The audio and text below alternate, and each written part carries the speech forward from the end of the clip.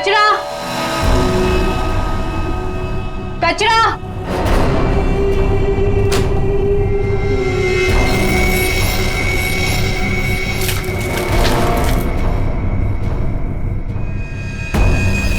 इसको सही जगह फेंकना और संभाल के देना, कोई देखे नहीं। आप चिंता मत कीजिए, मैं सब संभालूंगी।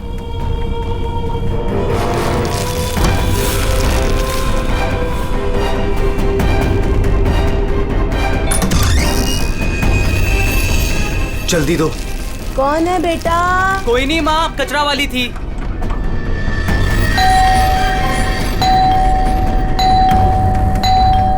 अरे कौन है? कचरा। अरे आ रही हूँ। क्या बैग खराब कर देगी? है? तू कौन है? मैडम, मैं ना नई सफाई वाली है। वो क्या है ना, सविता गांव गई है तो उसकी जगह मेरे को रखा है यहाँ पे। ये सेक्रेटरी भी ना इन्फॉर्म ही नहीं करता है और किसी को भी रख देता है काम पे। क्या मैडम, सुबह सुबह चिलम चिली करने का। लाओ, वैसे भी मेरे को 10 और घरों में जाना है। लाओ जल्दी दो। है तेवर तो देखो, जैसे ऑफिस ही जाना है तुझे। चल जा, नहीं देते डब्बा। हाँ हाँ तो मत दे। वैसे भी तेरे कचरे से कितनी बदबू आ रही है। अच्छा, परफ्यूम मार के दूं कचरा तुझे? अरे तो मैं मरी नहीं चाह रही हूँ लेने के लिए। बात तो ऐसे करी है जैसे लगता है कचरा नहीं सोना मांग लिया हो। एक मिनट, कहीं आप वही झगड़ालू औरत तो नहीं जो घड़ी घड़ी सबसे झगड़ा करते फिरते रहती है? हाँ, अरे बहुत किसे सुने हैं आपके बारे में। हाँ ए लड़की, मुझसे सवाल चला रही है तू? हाँ? औकात क्या है तेरी? क्या हुआ? सुबह सुबह ये चिल्लम चिल्ली क्या चल रही है? देखो ना मैडम, मैं ना नई सफाई वाली कचरा लेने के लिए आई थी। वो सविता ना गाँव गई है, उसकी जगह मेरे को रखा है यहाँ पर। मैडम से कचरा क्या मांग लिया? ऐसा लग रहा है कि इसका कचरा बेच करके कोई सोने का महल बना लेगी मैं। बाबा रे बाबा, कितना झगड़ा करती है ये। ओह, तो इसमें कौन सी नई बात है? सबके साथ झगड़ा करना इनकी पुरानी आदत है। आ गई होशियारी झाड़ने। ए सुन, हमारे फटे में टाउन मत अड़ा। Mind your own business. चल, देख रहे हो ना कैसे झगड़ा कर रही है ये। वाह वाह, बड़ी आई। Mind your own business. पहले अपने माइंड का इलाज कराओ। सबके नाक में दम करके रखा है अपने रोज के झगड़ों की वजह से। भाभी ji please, I am sorry, I am really sorry. आप अंदर जाइए। शोभा, अंदर जाओ।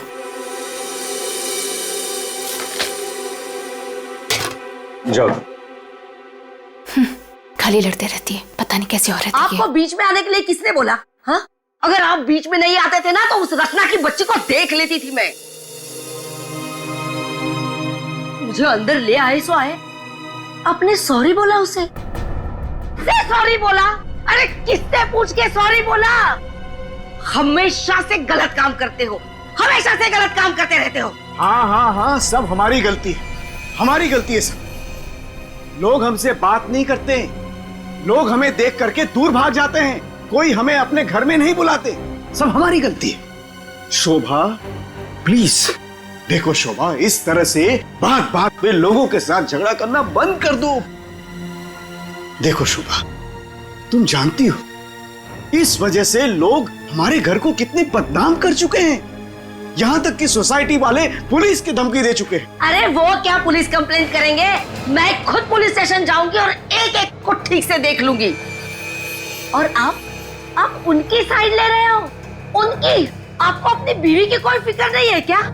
हाँ, मैं तो हूँ ही ऐसी, झगड़ालू हूँ। मैंने सबकी नींद हराम करके रखी है। और ये बिल्डिंग वाले, ये तो संत महात्मा है ना।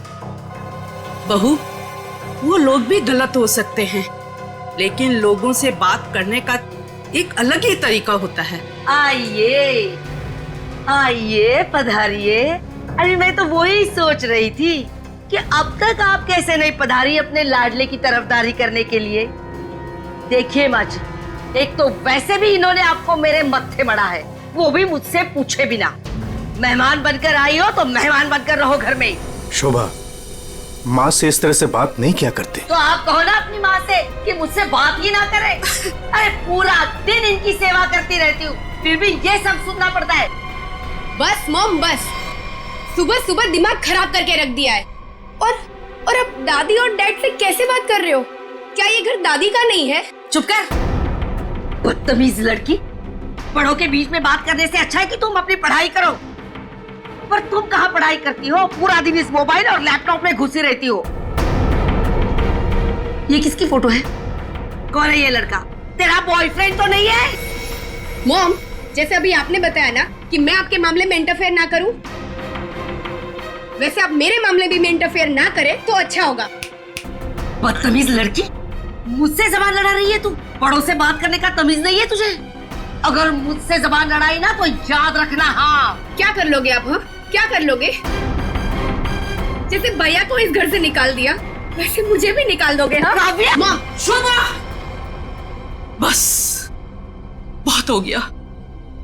ऐसे किसी जवान लड़की से बर्ताव नहीं किया जाता। माँ, तुम्हें मंदिर जाने में देर हो रहा है ना? तो चलो मैं तुम्हें मंदिर छोड़ देता हूँ। काव्या, तुम्हें कॉलेज जाना है ना? चलो मैं तुम्हें ड्रॉप करता हूँ। चलो जल्दी चलो। तुझे तो मैं देख ही लूंगी। बहुत बदतमीज होने लगी है आजकल।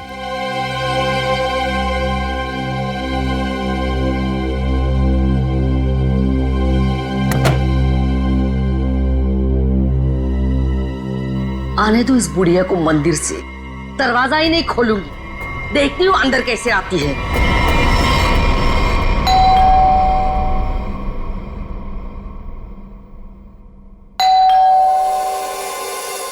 शोभा, दरवाजा क्यों नहीं खोल रही हो?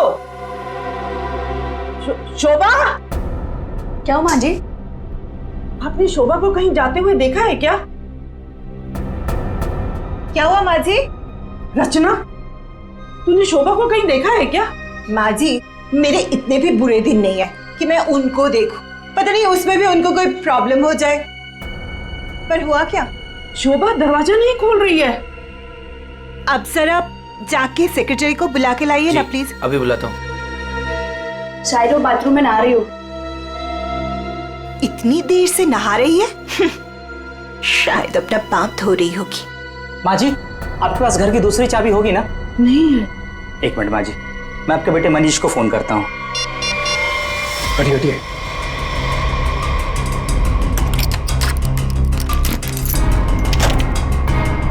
माँ, दरवाजा अंदर से बंद है। अंदर से कैसे बंद है?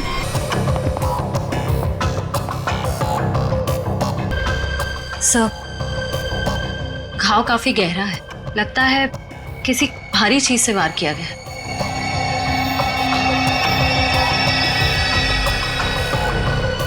सर, हो सकता है कोई एक्सीडेंट। इनका पैर फिसला और किसी चीज से टकरा के गिर गई। हाँ, एक्सीडेंट हो सकता है। एक काम करो, घर में जितना सारा फर्नीचर है चेक करो, उसके कॉर्नर चेक करो फर्नीचर के, और फिर देखो कहीं पर नुकीली चीज है क्या। शायद उससे टकराई हो। सर,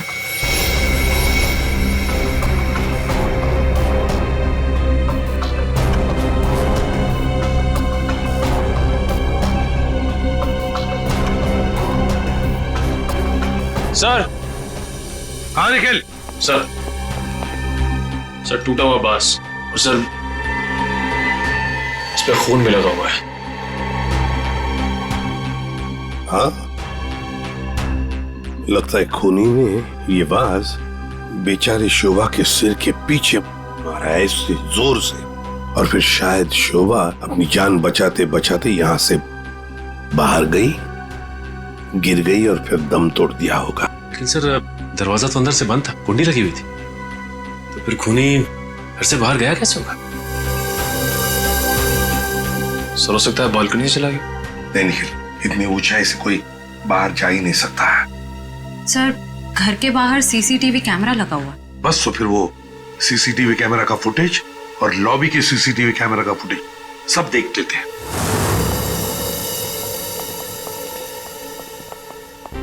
मनीष जी, आज सुबह आप, आपकी माँ और बेटी काव्या जब घर से बाहर गई तब शोभा जिंदा थी, है ना? जी सर। मतलब शोभा जी का कत्ल हुआ सुबह 10:30 बजे के बाद में ही। पर काव्या, तुम 11 बजे कॉलेज से वापस क्यों आ गई थी? देखो, चुप रहने का कोई फायदा नहीं है। हमने लॉबी के सीसीटीवी फुटेज में देख लिया है, तुम ठीक 11 बजे बिल्डिंग में अंदर आई थी। काव्या, तुम कॉलेज नहीं गई? वो मेरा फ्रेंड अश्मित हमारी विंग में रहता है, मैं उसी से मिलने वापस आई थी। अपने बॉयफ्रेंड से मिलने गई उसी वक्त जिस वक्त अपनी मां का कत्ल हुआ।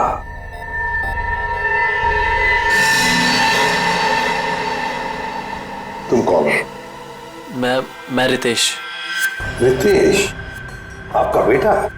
जी सर। पर तुम तो घर छोड़कर चले गए थे।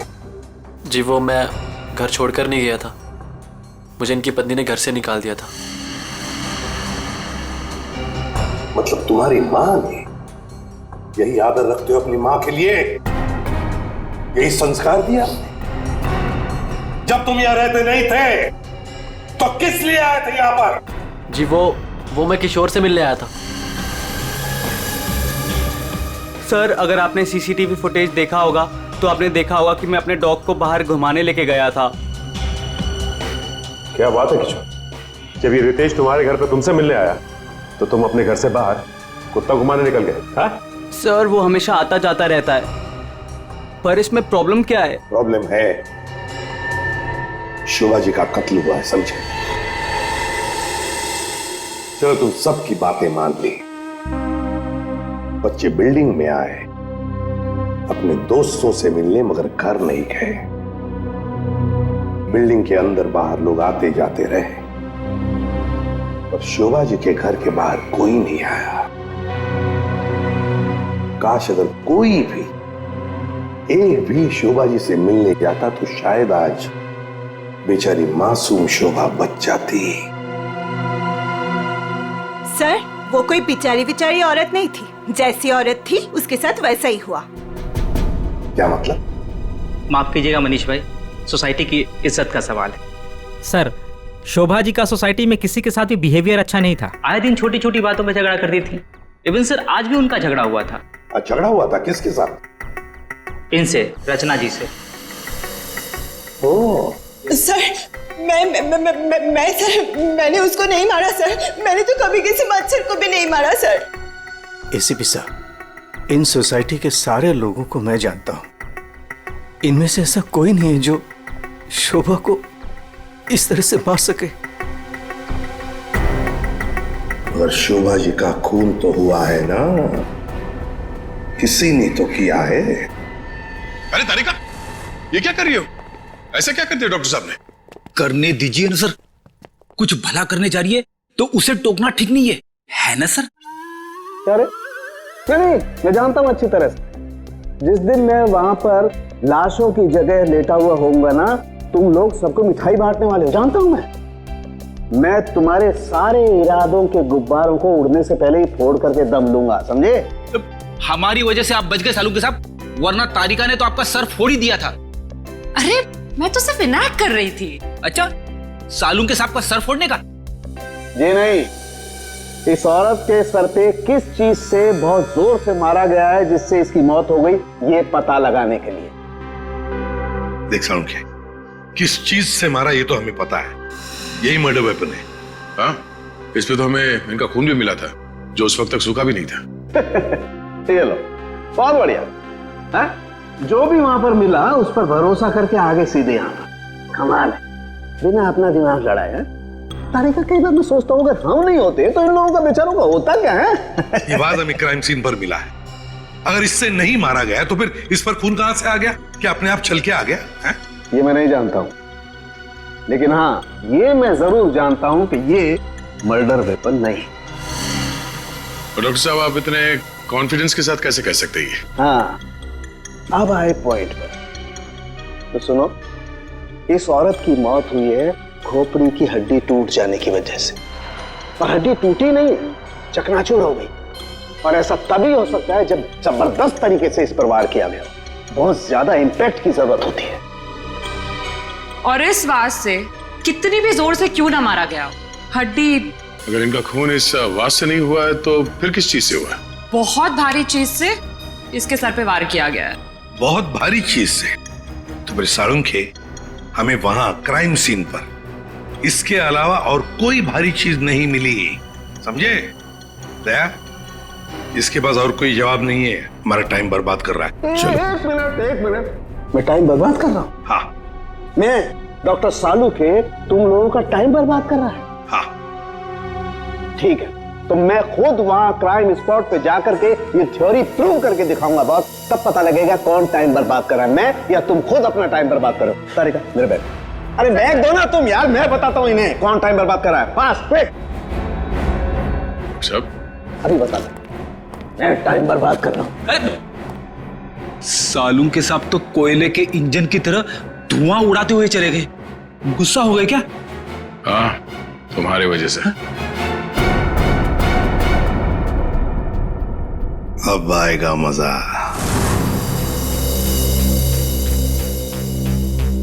सब कुछ ढूंढ लिया, आप क्या ढूंढेंगे? अपना सर ढूंढो। कहा था ना यार तुमसे, कोई भारी चीज से मारा गया तो भारी चीज ढूंढो ना प्लीज। साहब क्या लगता है, इससे मारा होगा? सर क्या इससे मारा होगा? नहीं, इससे नहीं हो सकता। सर ये देखिए सर, काफी भारी है सर, इससे मारा होगा। सर पे मार के देखो, अगर सर खुल जाएगा तो मान लो। आपके सर पे कैसे मार? शट अप यार, सालों की क्यों टाइम बर्बाद कर रहा है हमारा तू? बॉस प्लीज मुझे ढूंढने दो। एक काम करो, आप लोग बैठो, मैं जरा ढूंढता हूँ प्लीज।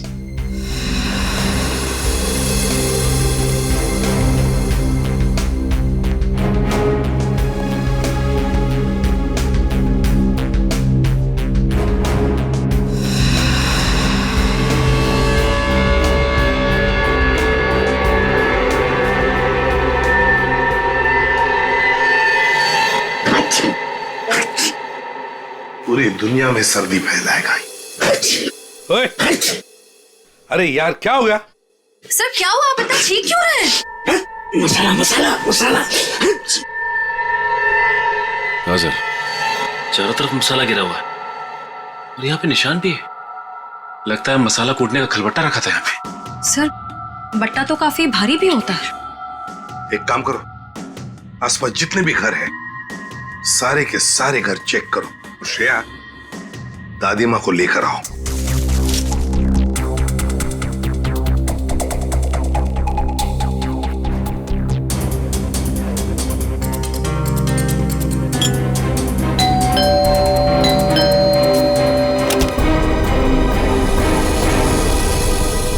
आप लोग?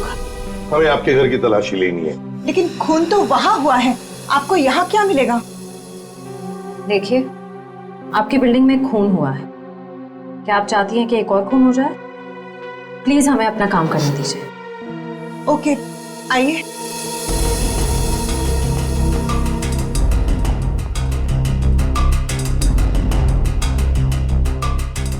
शोभा भी ना मरने के बाद भी मेरी पीछा नहीं छोड़ेगी।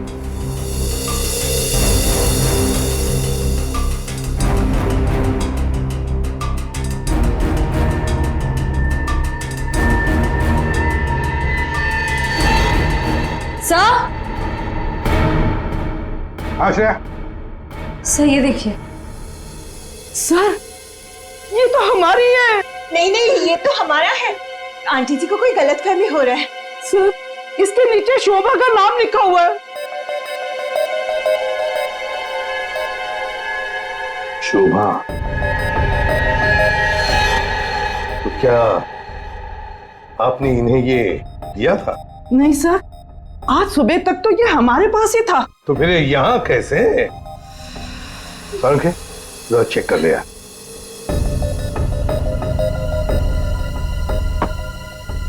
वो क्या है ना सर, मैंने गोलू के पापा को छोले खिलाने का वादा किया था। शोभा जी तो मर ही गई थी, वो इससे क्या करती, इसलिए मैं ये लेके चली आई। मैंने कोई खून नहीं किया सर, मैं सच बोल रही हूँ सर, मैंने कोई खून नहीं किया।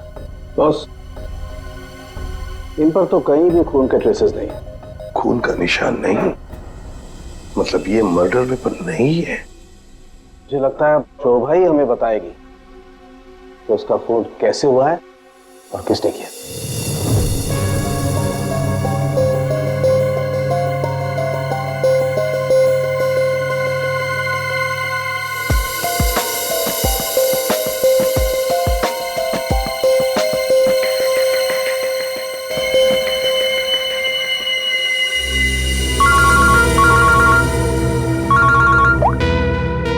आसान के बोल।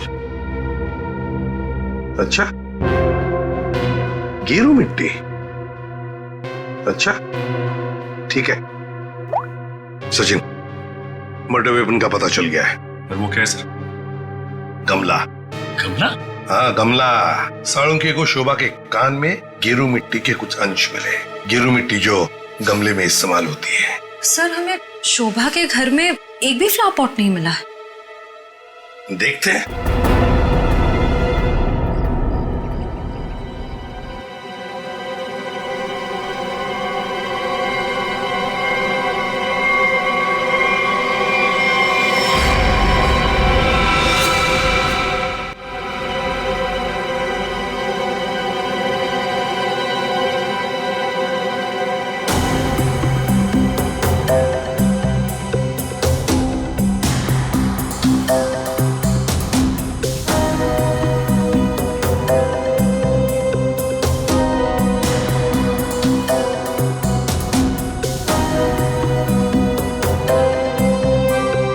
गमला यहीं पर गिरा है। पर सर गमला गया कहाँ? हो सकता है किसी ने साफ कर दिया हो ताकि कोई सुराग न बचे, लेकिन मौत हुई है इस गमले की वजह से ही। लेकिन सर ऐसा कैसे हो सकता है? घर के बाहर लगे सीसीटीवी फुटेज में तो हमने किसी को कमरे के अंदर जाते देखा नहीं। तो फिर शोभा जी के सर पे गमला मारा किसने होगा? वही तो समझ में नहीं आ रहा है सचिन कि गमला मारा किसने, और फिर इतने जोर से मारा है कि किसी इंसान की जान ही चली जाए। हाँ सर, सवाल ये भी है कि बंद कमरे से खूनी बाहर गया कैसे? जमीन चीर के या आसमान फाड़ के? जमीन चीर के तो नहीं निखिल, जमीन चीर के नहीं, आया होगा तो आसमान फाड़ के ही। 1 2 3 4 5 6 7 7वें मंजिल पर शोभा जी रहती है। वो रही उसकी बालकनी, और बिल्कुल उसी के ऊपर है 8वें मंजिल की बालकनी। चलो चलकर देखते हैं।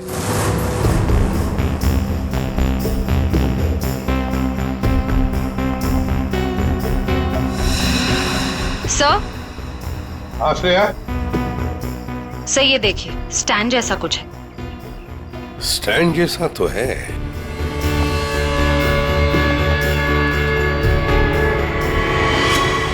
श्रेया, ये गमले का ही स्टैंड है। गमला इसी स्टैंड पर था। ये देखो, यहाँ से गमला यूं धक्का मार के नीचे फेंका गया। ये फ्लैट किसका है? सर किसी NRI का है, और बिल्डिंग का सेक्रेटरी होने के नाते इसकी चाबी सिर्फ मेरे पास ही रहती है सर। क्या हाल फिलहाल में यहाँ पर कोई आया था? मुझे नहीं पता। तुम्हें पता नहीं? तो फिर इसका एक ही मतलब हो सकता है कि जबकि इस फ्लैट की चाबी सिर्फ तुम्हारे पास ही है, तो इस फ्लैट में भी सिर्फ तुम ही आए होंगे। ये क्या कह रहे हैं सर? मेरे कहने का मतलब है कि फ्लैट की चाबी उन्होंने मुझे दी थी। क्या है सर कि सारे एम्प्टी फ्लैट की चाबी ऑफिस के ड्रॉअर में होती है। एजेंट लोग सर कभी भी आते जाते रहते हैं, तो सर मैं 24 घंटे उनके लिए घर पे थोड़ी ना रहूंगा सर। ये खाली फ्लैट्स की चाबियां ऑफिस में रहती है, ये बात सबको पता है? हाँ, हमारे सारे रेजिडेंट्स और सारे कमिटी मेंबर्स को ये बात पता है। हमारे अलावा कोई भी कभी भी ऑफिस जाकर चाबी ले सकता है। वाह, देखा कितने अच्छे सेक्रेटरी है ये सोसाइटी के, जबकि सारी जिम्मेदारी तुम्हारे ऊपर है। फ्लैट के अंदर कोई भी घुस सकता है, कुछ भी कर सकता है। यहाँ तो एक खून हुआ है, खून, समझे? और ये जिम्मेदारी सिर्फ तुम्हारी है। सर खून तो शोभा जी के फ्लैट में हुआ है सर, इससे इस फ्लैट का क्या कनेक्शन हो सकता है सर? जाइए आप, जाइए नीचे और सबको इकट्ठा कीजिए, सारे रेसिडेंट्स को कंपाउंड में। जाइए जल्दी। जी सचिन, ये देखो, हम हैं 8वें मंजिल की बालकनी पर और शोभा जी रहती थी 7वें मंजिल पे। जब शोभा जी वहां अपनी बालकनी से बाहर झुकी होगी किसी काम की वजह से, तब 8वें मंजिल के मतलब यहां से वो गमला शोभा जी के सिर पर मारा गया, ठाम करके ऐसे।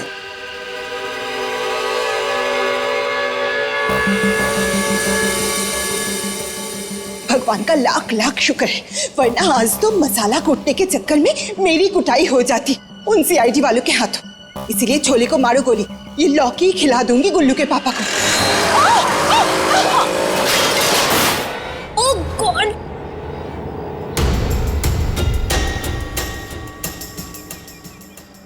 ये क्या किया? आज तो शायद लौकी भी नसीब में नहीं है। एक्सक्यूज मी, हाँ गलती आपकी है। एक तो आप मेरे बीचों बीच आ गई, उल्टा आप मुझे सुना रही है।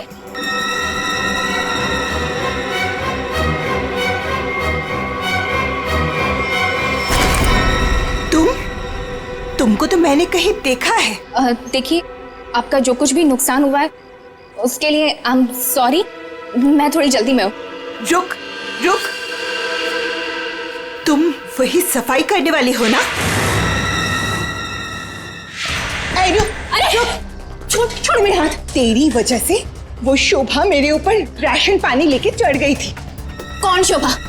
कैसा राशन पानी? मैं कुछ भी नहीं जानती। Excuse me. अरे स्क्वीज तो तेरी आज मैं करूंगी। तेरे जाने के बाद ही शोभा का कत्ल हुआ था। क्या? चल मेरे साथ, सीआईडी के पास चल। चल चल। हमें उस चीज का पता चल गया है जिससे शोभा जी का खून हुआ है।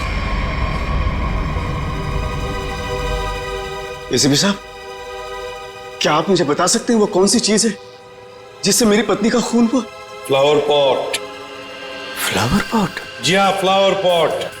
बिल्डिंग के 8वें मंजिल पर जो फ्लैट बंद पड़ा है उसके बालकनी के ऊपर रखा गया था ये फ्लावर पॉट और ऊपर से शोभा जी के सिर पर मारा गया। Flower pot. किसने किया ये सब? मुझे नाम बताइए जिसने मेरे परिवार को हमसे छीन लिया। बताइए एसीपी साहब, कौन है वो? ये तो कहना पड़ेगा कि बड़ा चालाक खूनी है ये। बहुत अच्छी तरह से प्लानिंग की थी, लेकिन भूल गया कि कोई भी कातिल कितना भी चाहे चालाक क्यों ना हो, कोई ना कोई गलती तो कर ही जाता है। जानना चाहते हो कौन है वो खूनी? आप में से ही कोई है, आप में से। ये सफाई करने वाली है। आज सुबह जब शोभा का खून हुआ था उससे पहले मैंने इसको बात करते हुए देखा था। अभी भेस बदलकर भाग रही थी। देखिए, मुझे नहीं पता कि ये औरत कब से क्या बकवास किए जा रही है। मैं तो यहाँ पर पहली बार आई हूँ। मेरा हाथ छोड़ो ना। मैं सच बोल रही हूँ, मैंने इससे झगड़ा करते हुए देखा था। मुझे तो लगता है यही खूनी है सर। क्या बकवास किए जा रही हो तुम? हम पता लगा लेंगे। जरा देखिए इस लड़की को और बताइए, क्या आप में से किसी ने इसको देखा है आज सुबह? हाँ सर, मैंने देखा इस लड़की को। सर, ये वही लड़की है जो आज सुबह में शोभा जी के साथ लड़ रही थी। रुक, कहाँ भाग रही है?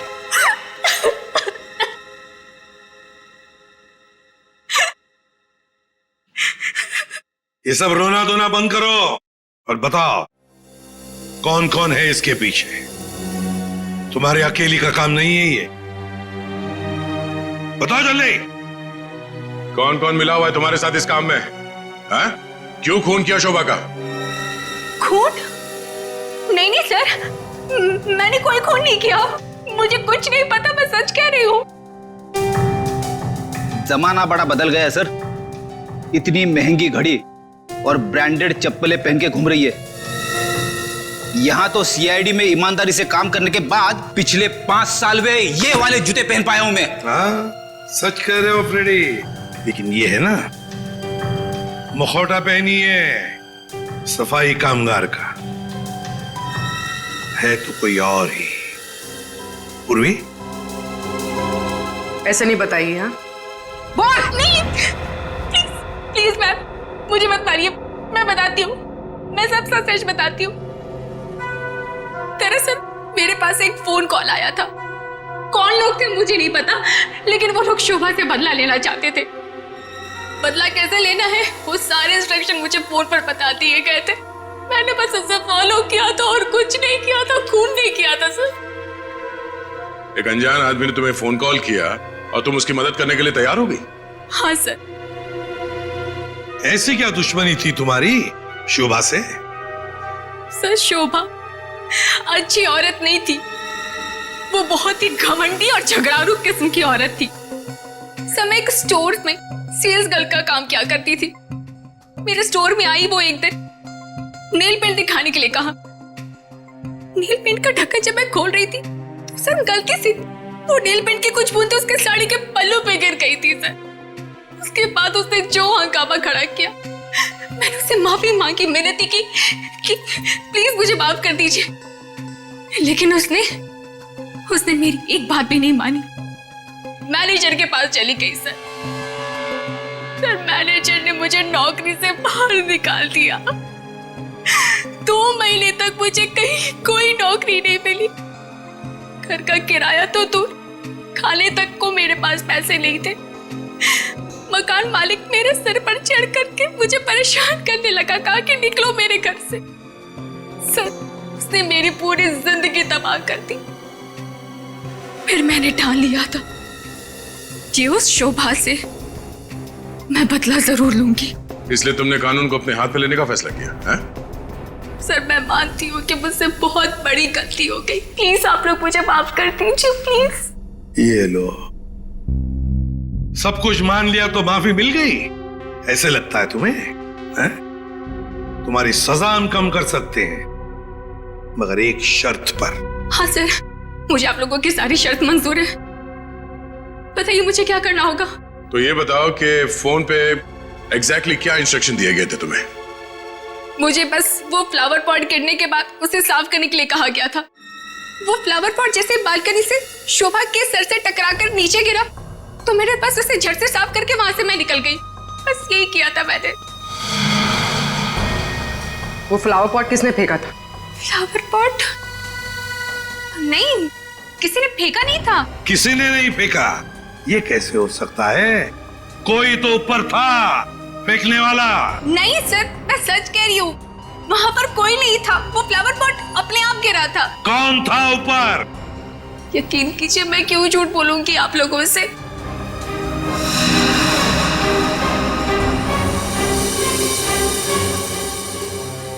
निखिल, पता लगा किसका फोन आया था शीला को इंस्ट्रक्शंस देने के लिए? सब बताया? टूटे हुए फ्लावर पॉट के टुकड़े अच्छी तरह से देखो।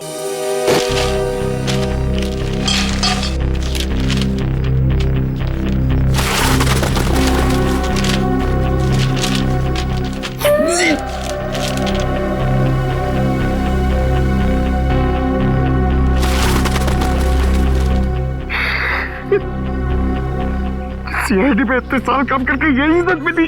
क्या हुआ पंकज सर? कोई इज्जत चाहिए आपको? वो सर, इसमें सिर्फ सड़ा हुआ कचरा है सर, और कुछ भी नहीं है सर। यहाँ पे थोड़ी देर और खड़ा रहा ना तो मैं बदबू के मारे शहीद हो जाऊंगा सर। कुछ नहीं होगा तुम्हें, काम पे ध्यान दो।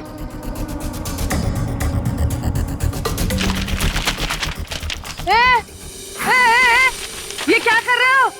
ये मेरा इलाका है, यहाँ मैं किसी और को कब्जा जमाने नहीं दूंगी। अरे कौन कब्जा करना चाहता है? मेरा बच्चा है तो मैं खुद यहाँ से सलट लूं। तो फिर मेरे इलाके में कचरा चुनकर ये मेरे पेट में लात क्यों मार रहे हो? अरे मेरी माँ, आपके पेट पे कोई लात नहीं मार रहा है। मैं खुद यहाँ पे अपनी नौकरी बचा रहा हूँ। देखो, तुम लोग जाओ यहाँ से, ये मेरा इलाका है। मैं किसी और को कचरा चुनने नहीं दूंगी। जाओ जाओ। हम लोग सीआईडी से हैं और इस कचरे में सुराग ढूंढ रहे हैं। हाँ? सीआईडी?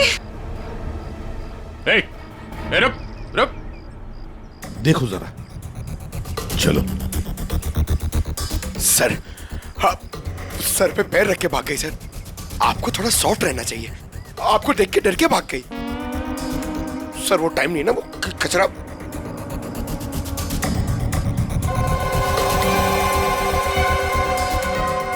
सर, हाँ? ये देखिए, ये कुछ गमले के टुकड़े मिले हैं।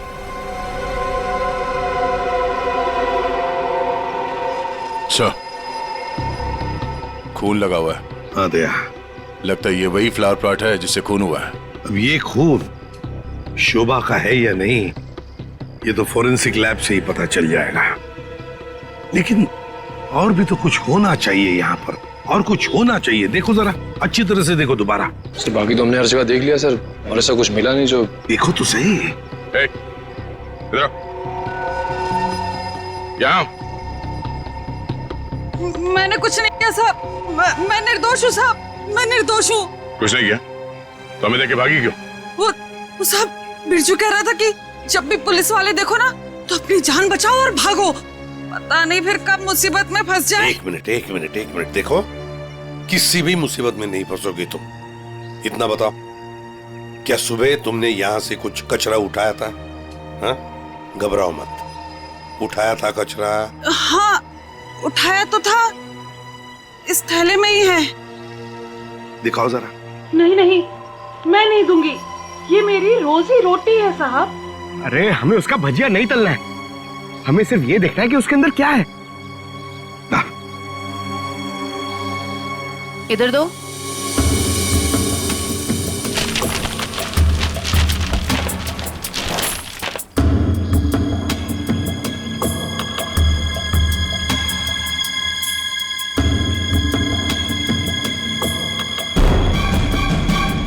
खिलौने का बॉक्स है सर, एड्रेस भी लिखा हुआ है।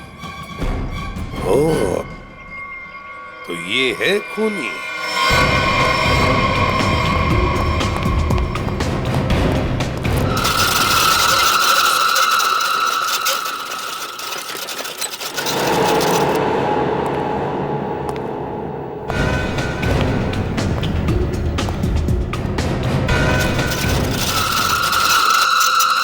कौन है? कौन है? अरे कौन है यहाँ? सामने आओ। कौन है?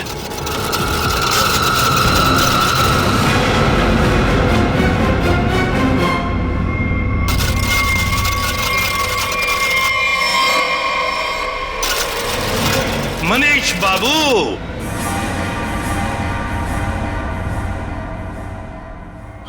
हाँ, खिलौनों के साथ बहुत खेल खेल लिए, अब ये तुम्हारा खेल खेलना खत्म। मैंने आगे रास्ता बंद है। मैंने कुछ नहीं किया। अब ये बता, शोभा को क्यों मारा तुमने? मैंने नहीं मारा, मैंने नहीं मारा।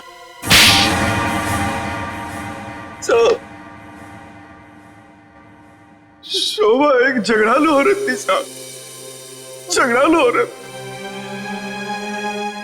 हमेशा गालियां देती थी साहब, हर छोटी मोटी बात पे चिल्लाती थी, भद्दी भद्दी गालियां देती थी। आतंक था साहब उसका एक, हम सबको वो मेंटली टॉर्चर दे रही थी साहब, लेकिन फिर भी हम सबने सहा, हर बात को सहा साहब। जब तक ये बात घर के चार दीवारी तक थी तब तक तो ठीक था, लेकिन धीरे धीरे ये बात साहब घर के चार दीवारी से बाहर निकल के मोहल्ले तक फैल गया। आए दिन लोग पड़ोसी हमारे पास आते थे कंप्लेन लेकर के, शोभा ने किसी का झगड़ा किया, मारपीट किया। तंग आ चुके थे साहब हम लोग, तंग आ चुके थे।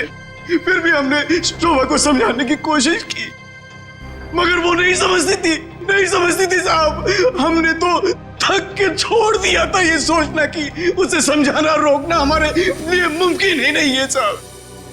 बस सिर्फ इसी वजह से तुम लोगों ने उसकी जान ले ली? तो और क्या करता, और क्या करता साहब, बताइए आप मुझे। सोसाइटी वालों ने उसे तंग आकर के हमें नोटिस दिया घर खाली करने के लिए। अगर हम घर खाली नहीं करते इस सूरत में वो हमें पुलिस की धमकी दी। अगर ऐसा था तो डिवोर्स दे देते उसे मारने की क्या जरूरत थी? उसकी भी कोशिश की थी साहब, मैंने की थी मैंने, मगर उसने मुझे धमकी दी थी कि अगर मैंने उसे डिवोर्स दिया तो वो मुझे कोर्ट में घसीट के ले जाएगी। मेरे ऊपर डोमेस्टिक वायलेंस का इल्जाम लगाकर वो मेरे ऊपर केस करने वाली थी साहब। मैं मजबूर था, कुछ नहीं कर पाया साहब। रितेश, शोभा तो तुम्हारी माँ थी ना? सर, माँ का प्यार इस दुनिया में सबसे बड़ा प्यार होता है सर, पर वो तो सिर्फ अपने आप से प्यार करती थी सर। उसकी जरूरतें, उसका घमंड सिर्फ उसके लिए ही था सर। इस वजह से जब उसे मेरे और मेरी गर्लफ्रेंड वानी के बारे में पता चला तो उसने इंसल्ट करके मुझे घर से बाहर निकाल दिया सर। और इसलिए जिस माँ ने तुम्हें जन्म दिया उसे ही मौत की नींद सुला दी तुमने, सिर्फ अपने खुशियों के लिए, हाँ? एक दिन रितेश मेरे पास आया एक सुझाव लेकर। उसने कहा कि पापा, अगर हमारी जिंदगी में शांति और चैन चाहिए तो शोभा की जिंदगी खत्म करनी होगी। और इसके लिए तुमने अपने पड़ोसी किशोर और नवीन की मदद ली? जो शोभा के दुश्मन थे उसके बर्ताव की वजह से। हाँ, सिर्फ इनको ही नहीं दया, इन्होंने बाकी सारे लोगों से भी कांटेक्ट किया जिनका कोई ना कोई झगड़ा था शोभा के साथ। उन सबको अपने प्लान में शामिल कर लिया, शोभा को मारने के प्लान में। शीला के बारे में तुम्हें कैसे पता चला? काव्या ने मुझे बताया उस दिन शीला और शोभा के झगड़े के बारे में, क्योंकि काव्या शोभा के साथ ही स्टोर में गई थी। तो तुम्हारे इस प्लान को अंजाम देने के लिए कोई बाहर वाला चाहिए था, और ये शीला इस काम के लिए एकदम परफेक्ट थी, और इसे शोभा से बदला लेना था, इसलिए ये भी मान गई। है? वैसे सारी प्लानिंग की कैसे तुम लोगों ने, बताओ जरा। नवीन ने ऑनलाइन पर ट्रॉली बुक की थी। डिलीवरी होने के बाद वो ट्रॉली और रिमोट वाणी को दिया था। वाणी पेशे से इंजीनियर है साहब। वो ट्रॉली और गमले को किस तरह से रखना है इसकी प्लानिंग उसने नहीं की थी, और फिर वो ट्रॉली और रिमोट लाके किशोर को दे दिया, और फिर काव्या और रितेश ने मिलकर वो गमले और ट्रॉली को ऊपर बैल्कनी में सेट कर दिया। तुम्हें कैसे पता चला कि ये शोभा बालकनी में किस वक्त आने वाली, कितने बजे? साहब, हर रोज सुबह 10 बजे एक भाजी वाला ठेला लेकर के हमारे बिल्डिंग के नीचे आता है, और शोभा उस पर बैल्कनी में खड़े होकर के खड़ी खोटी सुनाती थी साहब, चिल्लाती थी, झगड़ती थी उससे। बस मुझे उसी मौके का इंतजार था, और फिर मैंने मां को फोन किया।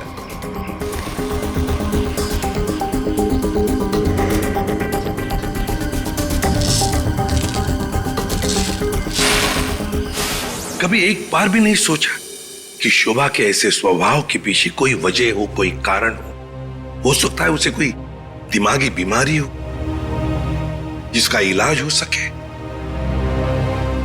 नहीं सोचा। तुम सब ने सिर्फ अपने ही बारे में सोचा, तंग आ गए उसके स्वभाव से, इलाज नहीं किया उसका, बस जान ले ली उसकी। कानून तुम सबको कड़ी से कड़ी सजा देगा। Just hold down, wait wait wait wait wait wait. क्या ऐसे हाथ पकड़िए, आप ऐसे पकड़िए, smile, your position, yes sir, hold down,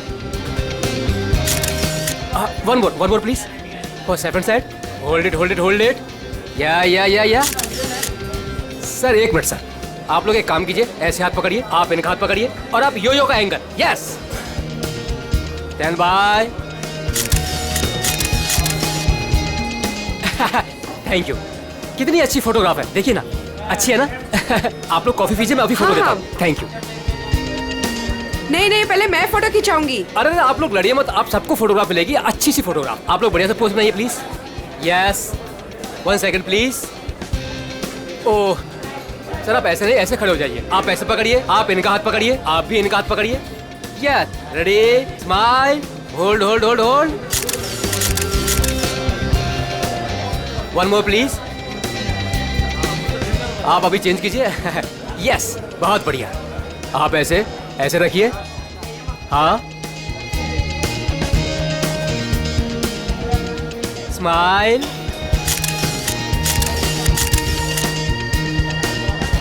thank you. आप लोग स्नैक्स लीजिए, मैं अभी फोटो देता हूँ। Thank you sir.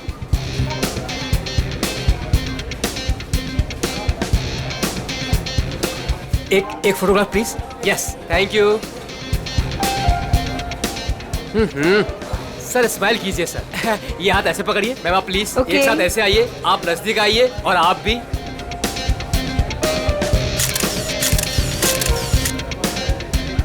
One more please, wait, thank you. 30 minute में पहुंच जाएगा। Okay, have a great day, bye. मैंने इस फोटोग्राफर को मना किया था यहाँ पर आने के लिए, फिर से आ गया ये।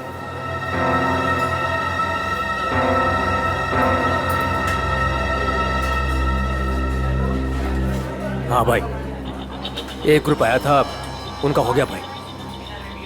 हाँ भाई, दूसरा ग्रुप भी आया था, उनका भी हो गया भाई। कोई और भी आने वाला था क्या? मेरा मतलब है कि हाँ। वाह, आपकी और रोमियो की जोड़ी कमाल की है मैम। मैम एक फोटोग्राफ हो जाए, बस 2 मिनट में फोटोग्राफ हाजिर होगा। Only 50 rupees per photograph. Smile ma'am. देखिए प्लीज आप मेरा दिमाग मत खाइए, मुझे कोई इंटरेस्ट नहीं है। क्या मैडम जी, मैं आपका दिमाग क्यों खाऊंगा? बल्कि यहाँ खाने को इतना कुछ है, पेस्ट्रीज, बर्गर, केक्स, ना जाने क्या क्या। तो वहीं जाके खाइए ना, मेरा टाइम वेस्ट क्यों कर रहे हैं? प्लीज जाइए अब यहाँ से। हेलो मैडम, रोमियो से इतना प्यार और हमसे इतनी नफरत? छोड़िए। अरे देखिए, आप टेंशन मत लीजिए, अपुन आपके लिए फोटोग्राफ फ्री में खींचेगा। हाँ, बस एक कॉफी और साथ में डिनर, सिर्फ मेरे लिए। नहीं चाहिए, बोला ना एक बार। जा सकते आप यहाँ से। कमाल करती है।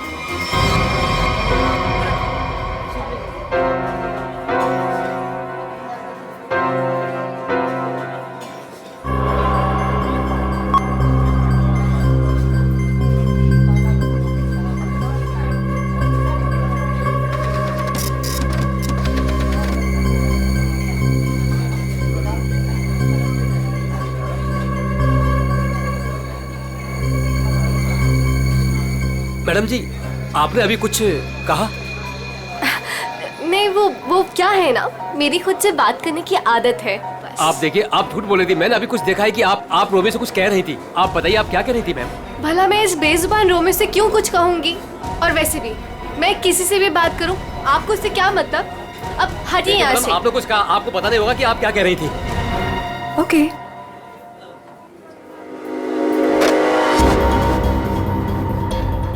बनी, बनी, बनी। Yes madam. देख, वो देख, इस फोटोग्राफर को मैंने मना किया था यहाँ पर आने से। एक तो मेरी रेस्टोरेंट के सामने अपनी दुकान खोल ली, और आज देख वो उस लड़की को छेड़ रहा है। इसे अभी निकाल के बाहर कर। मैडम आप चिंता मत कीजिए, आज इसे मैं ठीक कर ही देता हूँ। रुक, मैं भी आती हूँ। जल्दी बोलिए। आप ऐसे लड़की के साथ बदतमीजी नहीं कर सकते। अगर आपने मेरा रास्ता रोकने की कोशिश करी ना, तो मैं तुम्हें जोर से चलाऊंगी। देखिए, देखिए, आप आवाज नहीं दीजिए। देखिए भाई लोग, अरे भाई साहब, ये मेरी बहन है, ये हमारे आपस का मामला है।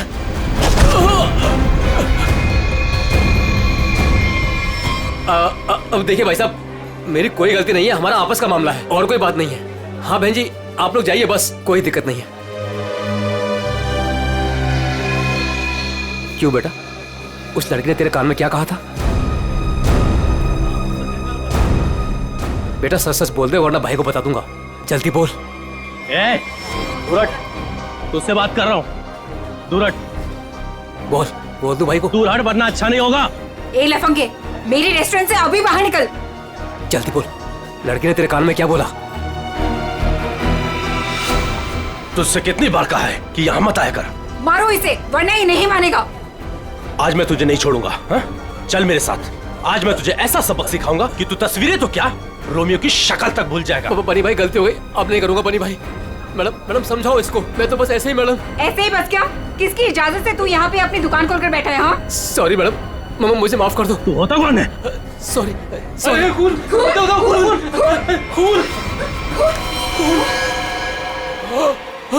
बनी, बनी पकड़ो इसे, भाग रही है।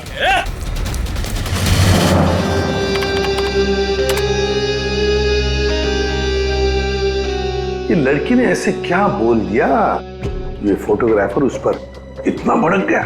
और इस लड़की के जाते ही फोटोग्राफर रोमियो पे भड़कने लगा, जैसे रोमियो कोई जीता जागता इंसान हो। क्या हो क्या रहा था यहाँ पर? सर, मगर ये कैसे पता चलेगा? ये तो सिर्फ एक फुटेज है, इसमें आवाज नहीं आ रही है। ये कैसे पता चलेगा कि ये लोग क्या बोल रहे हैं? पंकज, थोड़ा सा फुटेज पर जूम करेंगे और लिप रीडिंग करने की कोशिश करेंगे, है ना? शायद उससे पता चल सकता है कुछ तो। फिर ये भी पता लगाना पड़ेगा कि ये फोटोग्राफर किसके साथ बात कर रहा था। फोटोग्राफर कुछ ना कुछ तो गड़बड़ जरूर है। गड़बड़ है ही ये फोटोग्राफर। सर, ये लड़की कुछ पी रही है। हाँ सर, लाश को पुतले से बाहर निकाल दिया। गुड। तुम एक काम करो, तुम और पंकज दोनों सीसीटीवी फुटेज अच्छी तरह से चेक करो, देखो नया कुछ मिलता है क्या। हाँ यस सर। तब तक हम लोग देख के आते हैं, चलो।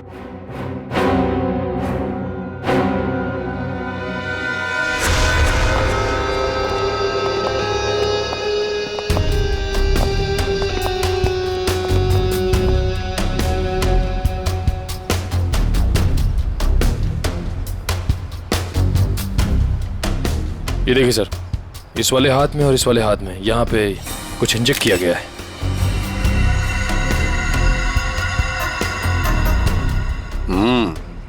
नीडल मार्क जैसे हैं।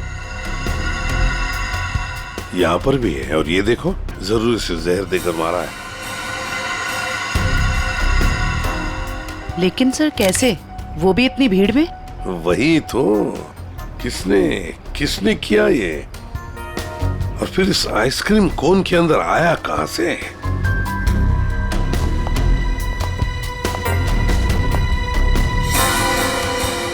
जानती हैं इसे आप? नहीं सर। तो फिर आपके रोमियो आइसक्रीम कोन में आया कहां से? मैं भी हैरान हूँ सर। देखिए मैडम, सीसीटीवी फुटेज में हमने सब कुछ देख लिया है, तो बेहतर यही होगा आप सच सच बता दें कि ये है कौन। मुझे कुछ भी नहीं पता, प्लीज मेरा यकीन कीजिए। तुम्हें कुछ नहीं पता और बाहर वालों को सब पता है, ये कैसे? कौन बाहर वाला सर? वही फोटोग्राफर जिसे हमने सीसीटीवी फुटेज में देखा है, समझिए आप? योगेश, वो लफंगा सर। अब वो फोटोग्राफर लफंगा बन गया, वो कैसे? सर, वो एक नंबर का बदमाश है। पिछले 2 हफ्ते से मैं उसे लेकर परेशान हूँ। एक तो मेरे ही रेस्टोरेंट के बाहर वो अपनी दुकान लगाकर बैठा है, मेरे ही ग्राहकों से रोमियो के साथ फोटो खिंचवाने के पैसे लेता है। तो इसमें क्या बुरा था? तुम्हारे कस्टमर्स का मनोरंजन करता था वो लड़कियों को छेड़ता भी था। और सर, एक औरत होने के नाते इतनी बड़ी कैफे चलाना कितना मुश्किल है, आपको भी पता है। सर, रोज यहाँ से कितने बदमाशों को भगाना पड़ता है। लेकिन हम आपकी बातों पर यकीन क्यों करें? आप बनी से पूछ लीजिए, ये यहाँ का गार्ड है। बताओ बनी, रोज हमें यहाँ से कितने बदमाशों को भगाना पड़ता है? सर मैडम बिल्कुल सच कह रही हैं सर। पिछले 2 हफ्ते से मेरा यही काम था सर, योगेश को यहाँ से बाहर निकालना। मैं रोज उसे भगाता था, लेकिन बेशर्मों की तरह फिर वापस चलाता था सर। क्यों? सर, उसे पैसे जो कमाने थे मेरे ही ग्राहकों से। सर, लगता है ये योगेश पैसों के अलावा किसी और कारण से भी यहाँ पे आता था। हाँ, और फिर हमने उसे देखा भी है सीसीटीवी फुटेज में, रोमियो आइसक्रीम कोन के साथ बात करते हुए, है ना? शायद वो जानता था उस आइसक्रीम कोन के अंदर कुछ था। बनी, तुम योगेश के पीछे भागे थे, है ना? क्या हुआ फिर? जब मैं उसके पीछे भाग के गया तो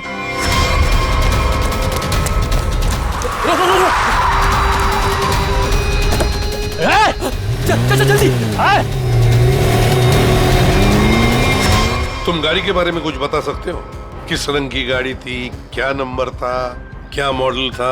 गाड़ी बहुत बड़ी थी और सर जीप जैसी। और हाँ सर, गाड़ी लाल रंग की थी, लेकिन सर नंबर शायद उस गाड़ी में नहीं था। लाल रंग की गाड़ी, जीप जैसी। सर, कहीं ये गाड़ी जेजे सीरीज की तो नहीं थी? क्योंकि लाल रंग का मॉडल तो सिर्फ जेजे सीरीज में होता है। लाल रंग का मॉडल, जेजे सीरीज, वही ना? वो पुरानी गाड़ी जिसे ये ऑटोमोबाइल डिजाइनर नहीं बना देता। Yes sir. क्या नाम है उस डिजाइनर का? सर राजू नाम है उसका। राजू? सर वो एक ही मैकेनिक है जो ऐसी गाड़ियां बदल के उसकी मरम्मत करके उसको नहीं करता है।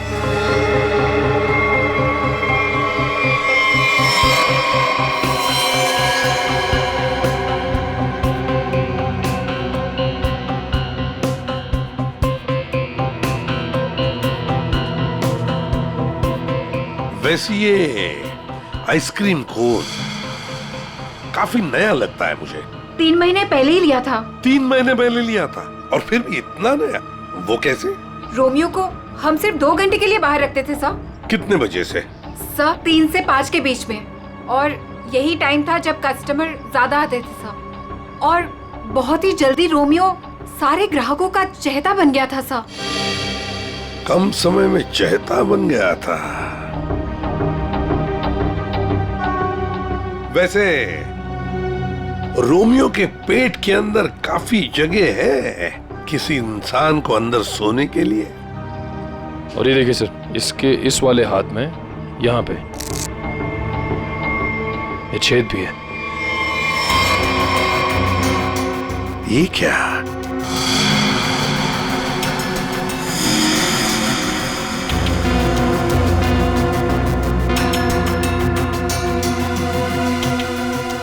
क्या जानती हैं आप इस छेद के बारे में? नहीं सर, मेरा यकीन कीजिए, जब मैंने इसे खरीदा था इसके अंदर सिर्फ रुई और स्पंज भरा था। कुछ नहीं पता। सर मैडम बिल्कुल सच कह रही हैं सर। आप वकील हैं इनके या गार्ड है? वैसे ये पपेट कहाँ से खरीदा था? सर, सुरेश पपेट वाले से। कहाँ पर है ये सुरेश पपेट वाला? चौराहे पर। एक बात अच्छी तरह से ध्यान में रखना, जब तक इस केस की तहकीकात पूरी नहीं होती आपका ये कैफे बंद रहेगा, सील्ड, ठीक है? जी सर। सर, सीसीटीवी फुटेज में कुछ मिला है। अच्छा, चलो देखते हैं। चेक करो निखिल। सर, कुछ मिला नया? हाँ सर, बहुत कुछ। क्या? एक तो सर इसने मिल्कशेक यहां से नहीं लिया सर, किसी जीजोस कॉर्नर से लिए। और कुछ? और सर, ये लड़की रोमियो से कुछ कह रही थी। रोमियो से? क्या? इसके होठों के मूवमेंट से ऐसा लग रहा है कि ये कह रही थी आज रात ड्यूटी। ये देखिए सर।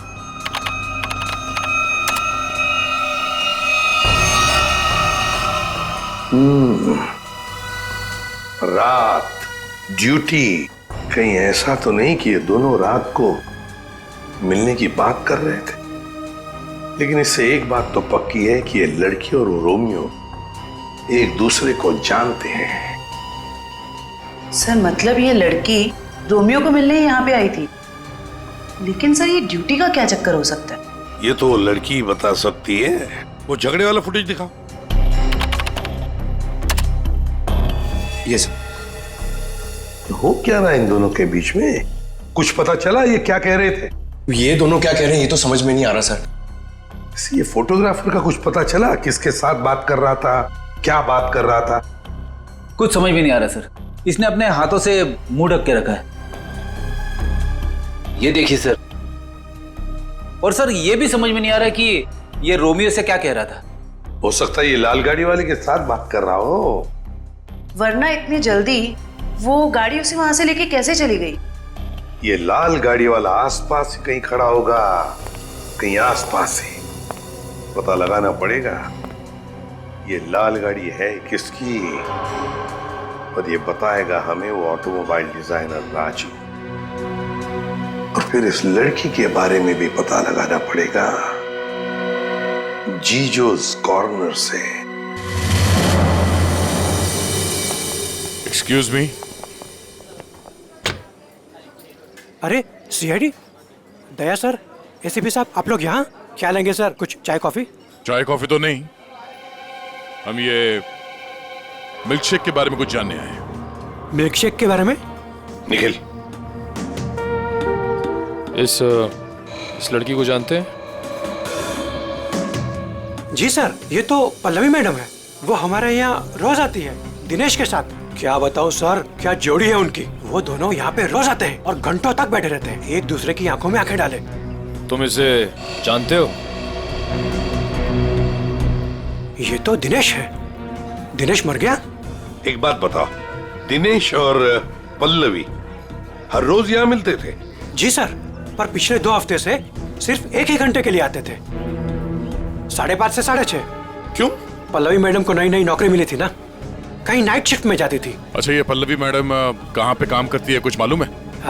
नहीं सर, वो तो नहीं मालूम। कोई नंबर वगैरह तो नहीं होगा आपके पास? नहीं, नंबर भी नहीं है मेरे पास। कुछ नहीं मालूम। शाम को 3 और 5 बजे के बीच रोमियो स्नैक्स में रोमियो आइसक्रीम कोन को 2 घंटे के लिए बाहर रखा जाता था। कहीं ये दिनेश उस आइसक्रीम कोन के अंदर खड़ा तो नहीं रहता था 2 घंटे के लिए 5 बजे तक, और फिर 5:30 बजे यहाँ आके पल्लवी से मिलता था। और सर, ये योगेश पिछले 2 हफ्तों से रोमियो स्नैक्स में आता था। कहीं ऐसा तो नहीं कि पिछले 2 हफ्ते में इन तीनों का, मतलब योगेश, दिनेश और पल्लवी की आपस में कोई जान पहचान हुई हो? बिल्कुल हो सकता है। और फिर योगेश और पल्लवी दोनों जानते थे कि दिनेश उस आइसक्रीम कोन के अंदर खड़ा रहता है। और इसीलिए इन दोनों के बीच में झगड़ा हुआ, क्योंकि योगेश को शक होने लगा था कि पल्लवी सब कुछ जानती है। और सबसे बड़ी अजीब बात यह है दया, वो जो रीमा है ना, उस रोमियो स्नैक्स की मालकिन, उसने तो बताया था ये रोमियो आइसक्रीम कोन पूरा फोम और स्पंज से बना हुआ है, उसमें तो कोई हो ही नहीं सकता है, आदमी तो छोड़ो, कुछ भी नहीं। और फिर भी दिनेश उसमें था, दिनेश की लाश भी वहां से मिली। समझ में नहीं आ रहा था दिनेश ऐसी कौन सी नौकरी कर रहा था ये 2 घंटे की, ऐसी क्या मजबूरी थी? सर कहीं ऐसा तो नहीं कि ये दोनों एक ही नौकरी कर रहे थे? ये दिनेश दिन में नौकरी करता था और पल्लवी रात को? पता लगाना पड़ेगा दया कि ये पल्लवी किसकी और कौन सी नौकरी करती थी ये रात को।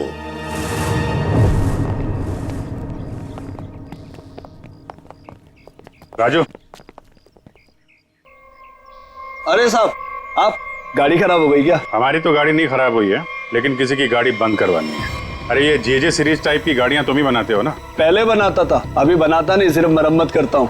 वो क्या है ना साहब, 10-10 हजार का हेडलाइट आता है। काम पूरा होने के बाद ना मजदूरी मिलती है ना टाइम पे पैसा मिलता है। पर हाँ साहब, आज एक गाड़ी आई थी, उसने पैसा पूरा दिया। मतलब जेजे सीरीज की गाड़ी यहाँ आई थी? जी। वो लाल कलर की गाड़ी थी? जी साहब, वो कुछ हेडलाइट का प्रॉब्लम था। मैंने तो मना किया साहब, लेकिन वो पीछे ही पड़ गए मेरे। सर कहीं ये योगेश तो नहीं? ये था वो? हाँ यही तो था वो। इसके साथ में कोई और भी था? हाँ साहब, एक ड्राइवर था।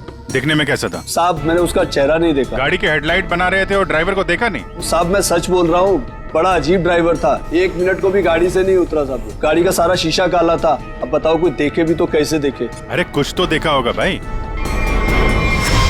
साहब उसने काले रंग की टोपी पहनी थी और आंखों पे काले रंग का चश्मा भी पहना था और मुंह काले कपड़े से ढका हुआ था। साहब सब कुछ इतना काला था, मेरे को तो दिन में अंधेरा दिख रहा था। अच्छा, ये योगेश ड्राइवर से कुछ बातचीत कर रहा था, सुना था तुमने? वो मैं बिल लेकर गया ना, तो ये योगेश वो गाड़ी का खिड़की पे खड़ा था। भाई मुझे ऐसे मत छोड़िए भाई मैं कहाँ जाऊंगा? भाई गलती हो गई भाई अब नहीं होगी भाई। मुझे तेरे जैसे निकम्मे से नहीं उलझना। किसने बोला था इतना बड़ा कांड करने के लिए? भाई माफ कर दो भाई। साहब वो बिल पे नाम नंबर लिखने का।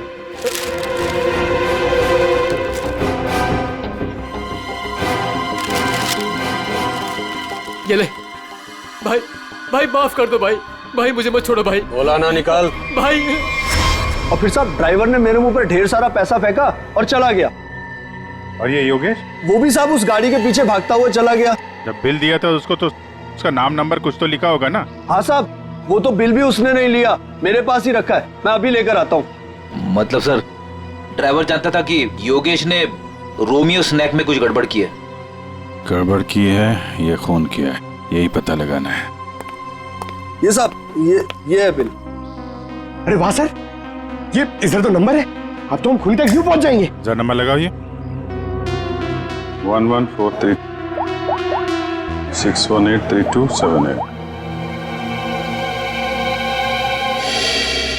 सर नंबर तो मौजूद ही नहीं है। अभी तो खूनी तक पहुंचना मुश्किल हो गया। सर लगता है योगेश ने गलती से अपना सही नंबर यहाँ पे लिख दिया और फिर उसे आधे में छोड़कर और मिटाकर नीचे गलत नंबर लिख दिया। अब इस अधूरे नंबर से हम सही नंबर तक पहुंचेंगे। इस नंबर के आसपास जितने भी नंबर कॉम्बिनेशन में बनते हैं ना, सब पे फोन करो और तब तक ट्राई करते रहो जब तक सही नंबर ना मिल जाए। और ये काम तुम करोगे पंकज। सर ले बेटा, तेरी तो निकल पड़ी। सर ठीक है, तुम नहीं, तुम दोनों करोगे। आप लिया तारीख? हाँ सर। कितना है? 3 इंच। गुड। अब एक काम करो, दिनेश के हाथ में जो पाउडर मिला था ना, उसे जरा चेक करो। हाँ। क्या बात है डॉक्टर साहब, आज आप लाश से दूर बैठे हैं। क्या इस पुतले ने आपका भी दिल जीत लिया है क्या? भाई साहब, रोमियो ने दिल जीता है या नहीं जीता है तो पता नहीं है, लेकिन आप लोगों ने जरूर सालुके को खरीद लिया। मन में आया जब नचा लिया, मन में आया जब बिठा दिया। अरे कैसी बात कर रहे हैं डॉक्टर साहब, नाचते तो हम आपके इशारों पे हैं। नहीं, मुझे नचाने का कोई शौक नहीं है, मुझे यहाँ पर आपको हकीकत बताने का शौक है बस। हाँ, तो बताइए आज की हकीकत क्या है? आज की हकीकत ये है कि ये दिनेश एक जबरदस्त ड्रग एडिक्ट था, नशीली दवाइयों का सेवन किया करता और उसी नशीली दवाई की वजह से इसकी मौत हो गई। ये देखो, इसके हाथ में वो दवाइयों का एक इंजेक्शन है और इसे कहते हैं एम और फिक। सर कैसे? मतलब इसने अपने आप को इंजेक्शन दिया या किसी और ने दिया? किसी और नहीं दिया होगा जयवंती, वरना जिस तरीके से ये रोमियो के पुतले में बैठा था, अपने आप इंजेक्शन लगाना तो जरा मुश्किल दिख रहा है। क्यों सर? बिल्कुल ठीक है। इस दिनेश की मौत हुई है 4 बजे और उसे एमऑर्फिक नाम के ड्रग का इंजेक्शन दिया गया है 3 से 3:15 बजे के बीच। मतलब जब ये रोमियो का पुतला बाहर रखा जाता था लोगों के मनोरंजन के लिए 3 से 5 बजे के बीच। सर ऐसा कैसे हो सकता है? पूरे सीसीटीवी फुटेज में कहीं भी किसी के हाथ में इंजेक्शन नहीं दिखा और ना ही किसी ने इसे इंजेक्शन देने की कोशिश की। सारुके साहब, कहीं ऐसा तो नहीं कि आपसे कुछ? नहीं, मुझसे कभी कोई गलती नहीं होती है। मुझे दोबारा चेक करने की कोई जरूरत नहीं है, समझे? आज तक हुआ है कभी ऐसा? नहीं, वो क्या है? नहीं, सीडी हम लाए थे एक्चुअली। रखो अपनी बात। तो रखो। ठीक है, आप चेक कर लीजिएगा तारिका जी, फुर्सत मिले तो।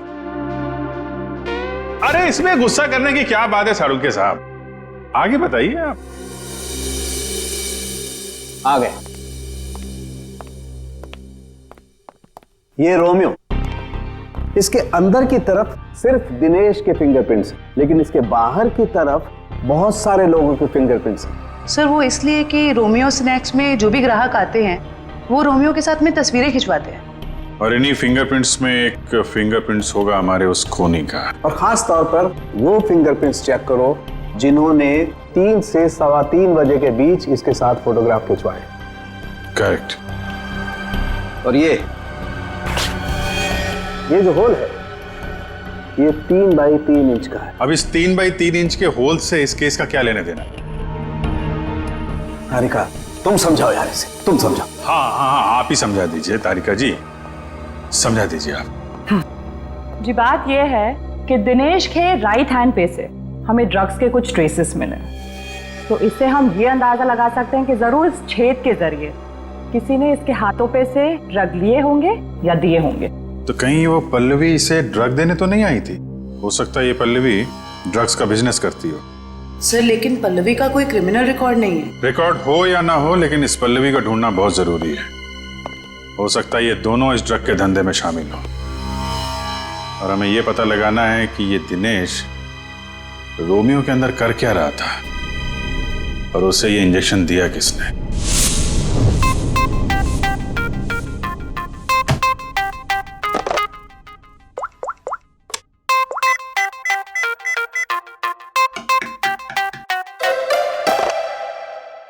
अरे यार कहाँ फंस गया हूं मैं? ये नंबर कैसे मिलेगा? इतने सारे नंबर में से योगेश का नंबर कैसे मिलेगा? मिल गया पंकज, मिल गया। हाँ 17220670, इसे ट्रेस कर जल्दी।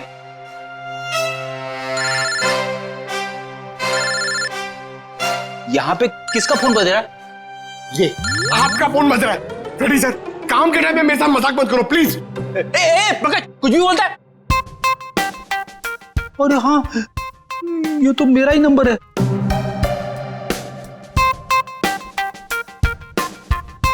This number is not in existence.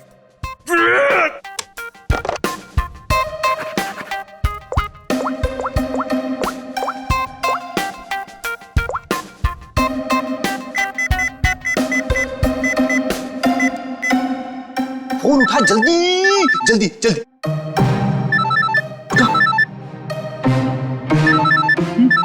उठा जल्दी से, फोन उठा। मुझे क्यों फोन कर रहे हो? रेडी सर, क्या बात है, आपकी तबीयत तो ठीक है ना? सर अगर हमें नंबर नहीं मिला ना तो हमारी नौकरी गई। पंकज अगर मेरी नौकरी चली गई ना तो मेरी वाइफ मुझे कच्चा चबा जाएगी।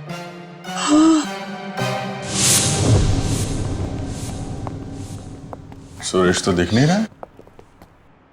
हमें आते हुए देखकर भाग तो नहीं गया?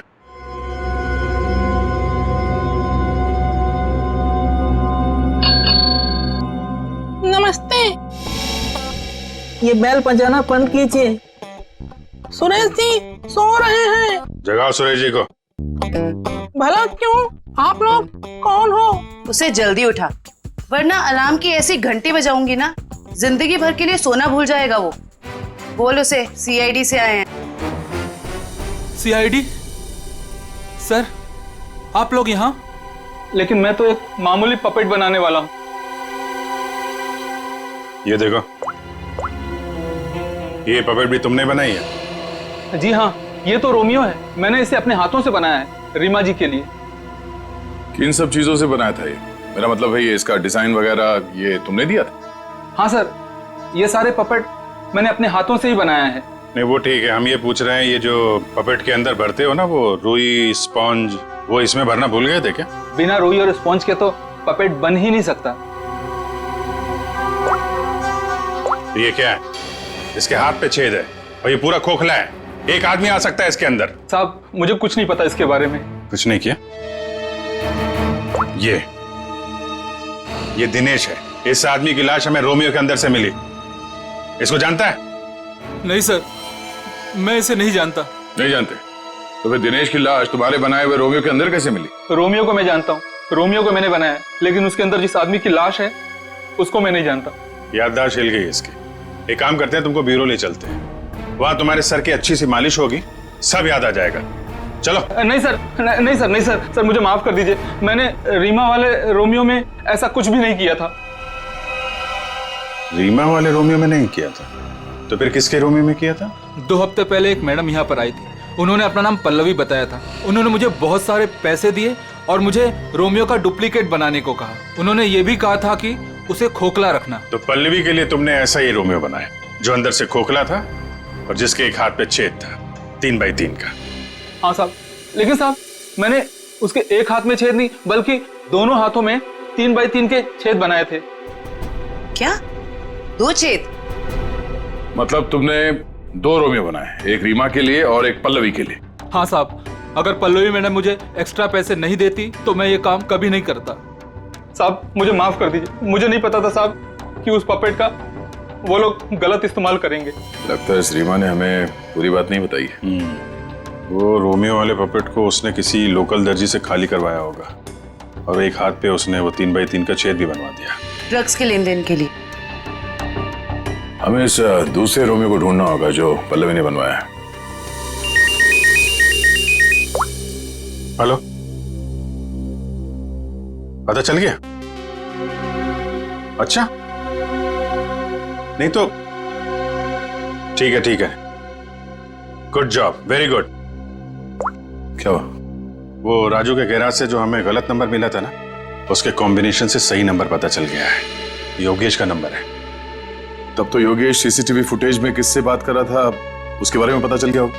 नहीं, उसका नंबर स्विच ऑफ है, लेकिन वो कहाँ है ये पता चल गया है। कहाँ है? HR में।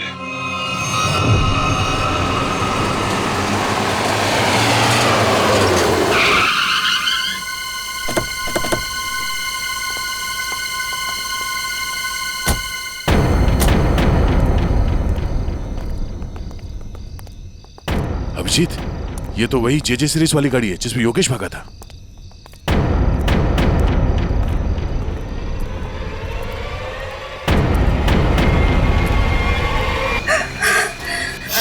घबराओ मत।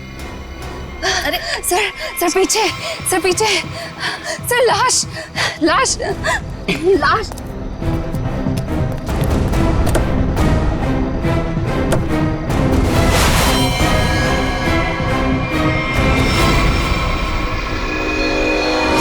योगेश ये मर चुका है। रोमियो, इसमें भी लाश है।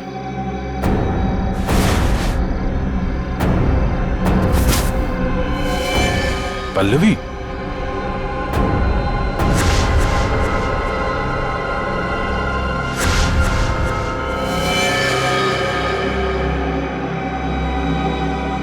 हम लोग सही थे।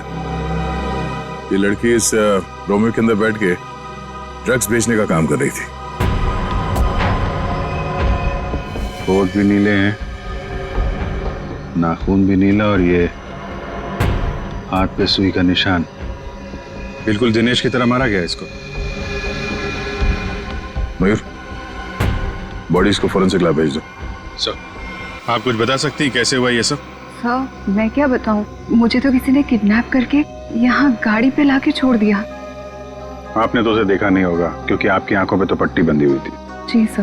आपको तो ये भी नहीं पता होगा कि इन दोनों को मारा किसने? सर, जैसे ही गाड़ी यहाँ पर आकर रुकी, मैंने बाहर गोली चलने की आवाज सुनी और पीछे गाड़ी का दरवाजा खोलने की आवाज सुनी। फिर किसी ने भारी सामान रखा बाहर, तो मुझे लगा गोली चली है इसका मतलब लाश ही होगी।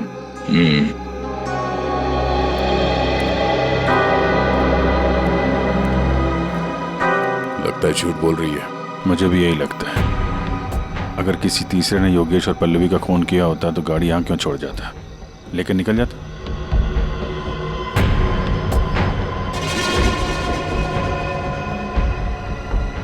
दे खून।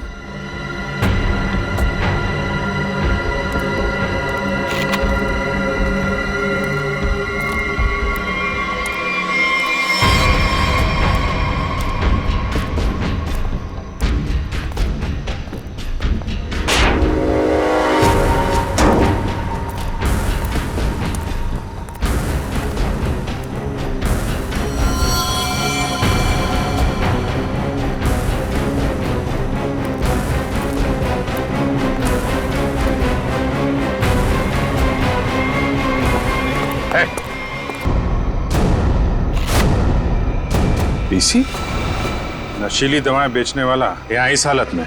अभी अभी जेल से छूटा ना, तो फिर भी चैन नहीं। गोली किसने मारी तुझे? सर मैं आपको सब सच बताता हूँ सर। वैसे आप लोगों को तो सब अंदाजा लग ही गया होगा, लेकिन मैं फिर भी सब बताता हूँ। दरअसल जेल से बाहर आकर रीमा, जो मेरी बहुत अच्छी दोस्त थी, उसको अपने ड्रग्स के काम में इस्तेमाल करने लगा, लेकिन उसको इस बारे में कुछ भी पता नहीं था सर। रोमियो स्नैक्स को ड्रग्स का अड्डा बना के? क्यों? जी सर। फिर सर एक दिन से मुझे फोन आने लग गया कि मेरे ड्रग्स में मिलावट है। मैं चौंक गया। फिर मैंने योगेश को काम पर लगा दिया, दिनेश पर नजर रखने के लिए। नजर रखने के लिए या दिनेश को मरवाने के लिए? नहीं सर, मैंने दिनेश को नहीं मारा। मुझे योगेश ने बताया कि उसने पल्लवी को रोमियो से बात करते देखा। फिर मैं पल्लवी पर नजर रखने लगा और उसका पीछा करते हुए यहाँ तक आ गया सर। यहाँ आके पल्लवी का खून कर दिया? क्यों? नहीं सर, मैंने पल्लवी को भी नहीं मारा, लेकिन सर जब मैं यहाँ पहुंचा तो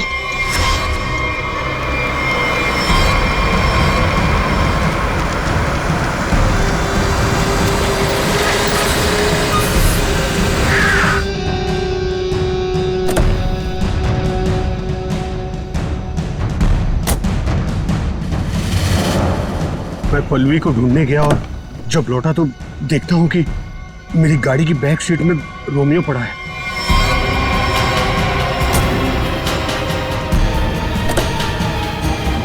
और जब रोमियो को पलटा तो अंदर पल्लवी थी। मैं चौंक गया।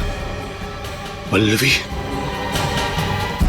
भाई भाई मुझे मत छोड़िए भाई, मैं मर जाऊंगा भाई। भाई मेरा क्या होगा भाई? भाई भाई भाई अब नहीं होगा भाई। तू मेरे और मेरे धंधे के लिए मुसीबत बन चुका है। पल्लवी को तूने मारा ना?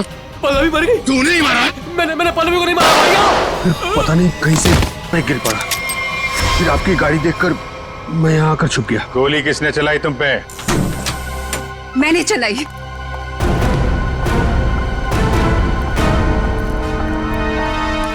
मैंने चलाई थी गोली। अच्छा, आपके हाथ तो बंधे हुए थे। खुद बांधे थे ना। हमारी गाड़ी को आते देख अपने हाथ बांध लिए और आंखों में पट्टी बांध ली। क्यों? जी सर, आप ठीक कह रहे हैं, लेकिन आपको कैसे पता? जिस तरह आसानी से तुम्हारी हाथ की रस्सी खुल गई, पता चल गया। लेकिन तुमने ऐसा क्यों किया? पीसी की जगह ड्रग्स का धंधा करना चाहती थी तुम, इसलिए दिनेश और पल्लवी को रास्ते से हटा दिया। क्यों? नहीं सर, मैंने पल्लवी और दिनेश को नहीं मारा। मुझे घिन आती है सिर्फ पीसी और इसके धंधे से। मेरी दुश्मनी सिर्फ पीसी के साथ है, क्योंकि इसने मेरा इस्तेमाल किया, इसीलिए मैं इसे मारना चाहती थी। तुम्हें पता कैसे चला कि पीसी तुम्हारा इस्तेमाल कर रहा है? जिस दिन मैंने दिनेश की लाश रोमियो के अंदर देखी, उसी दिन मुझे शक हो गया था कि इसने अपने गंदे कारनामे फिर से शुरू कर दिए। आपने हमें इस पीसी के बारे में क्यों नहीं बताया? क्योंकि मैं पीसी से प्यार करती थी सर, लेकिन इसने मुझे धोखा दिया और इसीलिए मैं अपना बदला खुद ही लेना चाहती थी। लेकिन मैं पीसी को किसी गलत इल्जाम में फंसता हुआ नहीं देख सकती सर, चाहे वो मेरे साथ कुछ भी करे। दिनेश और पल्लवी का खून इन लोगों ने नहीं किया तो फिर किसने किया है? खूनी कौन है? हाँ साड़ू के साहब।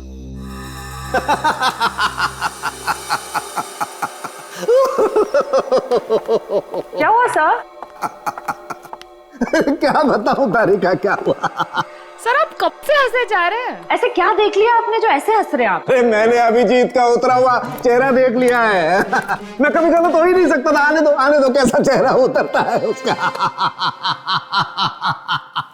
मालूम था मेरे को, एक नए दिन सारुंखे साहब पागल हो ही जाएंगे। सारुंखे साहब, हम यहाँ आपके लिए भागते हुए आए हैं। यहाँ एक नहीं तीन खून हुए हैं और आप हंस रहे हो। तो क्या करें? हंसे नहीं तो क्या करें भाई। मैंने कुछ ऐसा देख लिया है कि हंसी आ रही है। तुम्हें बताना चाहता हूँ। देखो देखो देखो, इधर तुम लोग जो सीसीटीवी फुटेज की बात कर रहे थे ना, सही है, एकदम सही है। ये देखो यहाँ पर वाटर मार्क भी है। रोमियो है ना। प्रॉब्लम क्या है? प्रॉब्लम यहाँ नहीं है दोस्त, यहाँ पर फुटेज पर वाटर मार्क है, लेकिन इससे अगले वाले टेप में कुछ नहीं। 3 से 3:15 के बीच में कोई वाटर मार्क नहीं। इसका मतलब यह है कि इस फुटेज के साथ किसी ने छेड़छाड़ की है। देखो देखो देखो, अच्छे से दिखाई देगा। देखो गुड, देखो देखो, फुटेज तो बदल दी गई। हाँ, फुटेज तो बदल दी गई है। सर इसका मतलब? इसका तो एक ही मतलब हो सकता है। अरे यार समझा कर ना, अरे मैं तुझे माल नहीं दे सकता यार अभी। अरे समझा कर, धंधे में मंदा है। अरे तू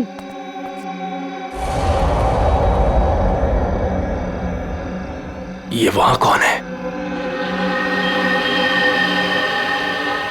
सुन, मैं तुझसे बाद में बात करता हूं।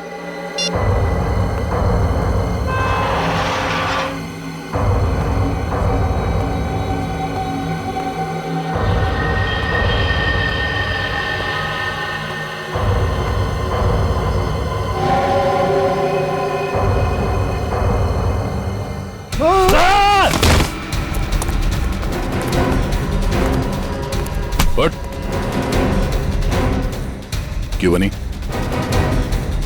रोमियो को देखकर पसीने छूट गया। खेल खत्म।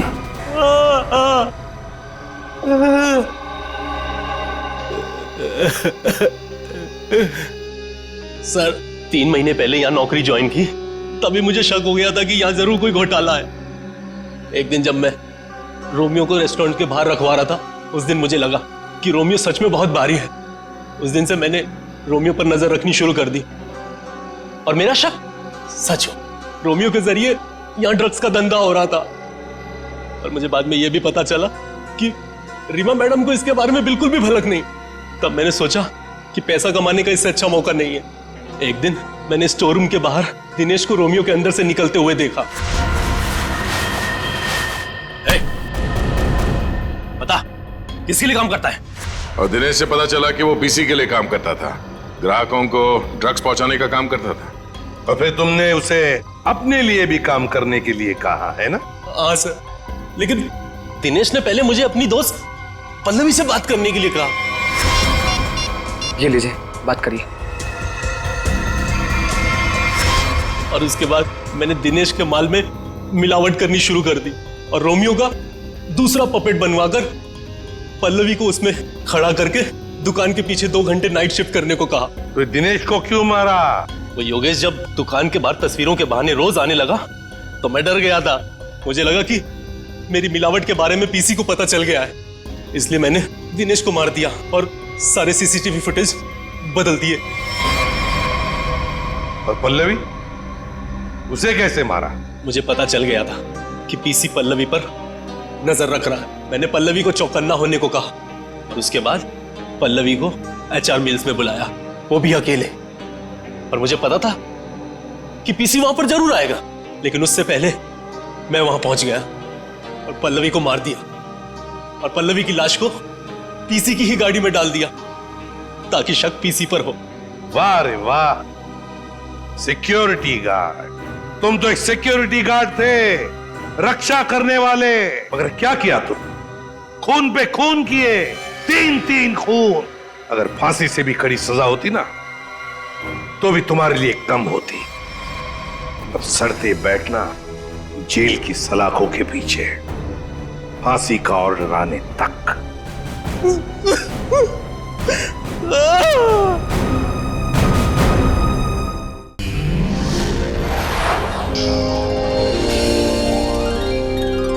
सीआईडी के और भी मजेदार और सस्पेंस से जुड़े एपिसोड्स को देखने के लिए हमारे चैनल को सब्सक्राइब करें और बेल आइकॉन दबाना न भूलें।